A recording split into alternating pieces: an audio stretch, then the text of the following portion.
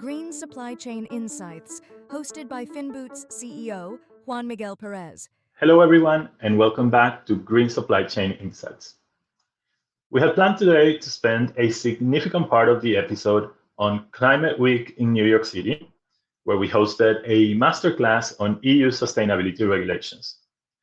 We were also going to touch on the failed Global Plastics Treaty back in mid-August, given how central Climate Week NYC is becoming as a global hotspot for climate dialogue and corporate announcements, and how the plastic conversation continues in New York this week. It felt fitting to make that our focus for this month's episode. But early this week, everything changed. Environment Commissioner Jessika Roswall proposed yet another delay to the EUDR implementation deadlines. And so our plans had to change too.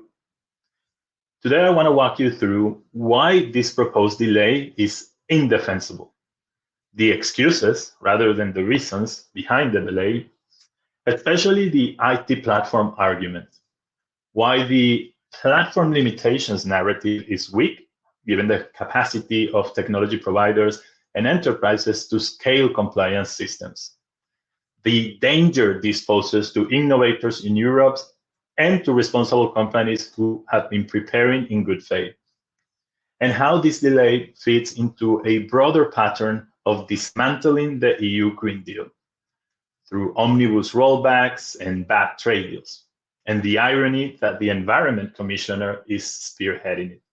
And finally, why this moment could be an opportunity for the EU Parliament to push back, restoring credibility in our institutions and trust in our government. So let's get into it. Earlier this week, Commissioner Roswall proposed pushing back EUDR enforcement by another 12 months, citing IT system capability constraints as the core justification. She argues that the volume of data, geographic coordinates, satellite imagery, traceability uploads will overload the system.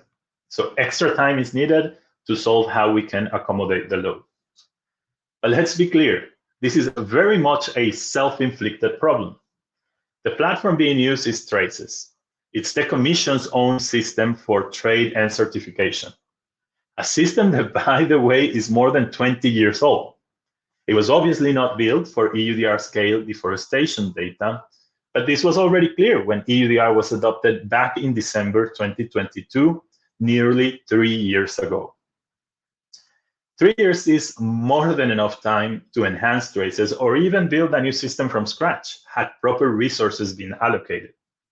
Instead, it's now being cast as the barrier to enforcement. So the logic is backwards here. We can't enforce because the platform is overloaded, but the Commission itself chose or constrained itself to that platform. Meanwhile, hundreds of tech firms and enterprises have developed systems to handle far more complex, high-throughput traceability use cases. If they can do it, so can the Commission. So either the Commission never engineered Traces for EUDR scale, which is a planning failure, or they did and are now admitting that it can't scale, which is an execution failure. But either way, it's an unacceptable failure. And accountability lies either with the platform's creators or in the Commission itself. So Commissioner Roswall can clarify who bears responsibility here.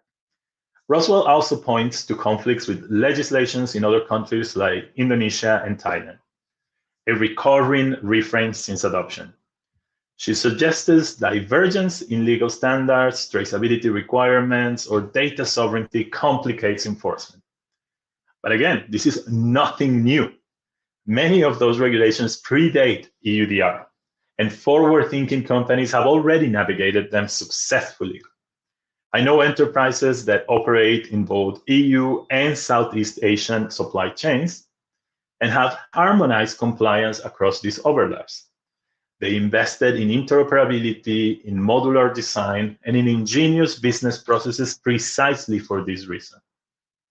Using foreign legislation conflicts as an excuse now undermines their work, penalizing those who prepare while rewarding those who resisted.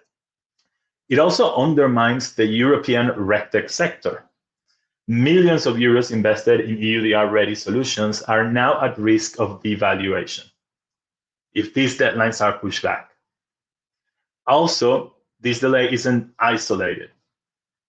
It looks just like another step in a broader campaign. The omnibus simplification process is rolling across CSRD, CS3D, CBAM, and less visibly has now expanded into agriculture, digitalization, batteries, chemicals, defense, and more. The EU-US trade deal, which we discussed in episode 2, penalizes European industry and deepens our fossil dependence. Commissioner Roswall, as Environment Commissioner, advocating for dismantling of the EU Green Deal, signals a shocking reversal of her mission. And now, just weeks before COP30 in Belém, Brazil, in the heart of the Amazon, Europe proposes to delay deforestation rules, symbolically undermining forest protection on the global stage. Let's call this what it is: regulatory retreat by design, disguised as pragmatism, a betrayal of climate credibility and a shock to innovators, responsible companies, and forest communities. And speaking of forest communities, this delay comes less than a month after a scientific study published in Nature Climate Change found that deforestation has killed more than 500,000 people in the tropics over the past 2 decades because of heat-related illness. This is a worrying sign that the EU Commission has now decided to get in the anti-science agenda led by the US government. And this is not just about climate. These deregulatory moves erode confidence in government itself. Without credibility on enforcement, any regulatory framework will risk being simply ignored. So what should stakeholders do now? Well, escalate pressure on Parliament. This delay still requires co-legislator approval. Parliament and member states can still push back. Document wasted investment and reputational costs. Companies and tech providers should prepare impact reports, costs, lost opportunities, reputational risks to hold the Commission accountable. Continue building your systems. The climate emergency is not going to pause. In fact, ignoring it will only worsen supply chain disruptions. Keep progressing with traceability, geolocation, and supplier onboarding. Your readiness matters now more than ever. And engage in comparative policy advocacy. Use examples from other jurisdictions like Southeast Asia and show the commissions that solutions do exist. And lastly, support climate innovators. Don't let these disincentivize the very players building the future. Continue supporting RegTech and climate innovators. Yes, this is destabilizing. And yes, it solves uncertainty. But if the public reaction is strong enough and if MEPs push back, the delay proposal may yet be reversed or at least constrained. We'll keep following this closely. Meanwhile, you can watch all episodes of Insights and the recording of our masterclass on EU sustainability regulations on my LinkedIn, on Finboot's YouTube channel, and now as part of our Green Supply Chain Loop podcast on Spotify. We're not going anywhere. We will continue supporting your journey in industrial decarbonization and helping you adapt even in the face of derailments. Stay tuned and see you next month.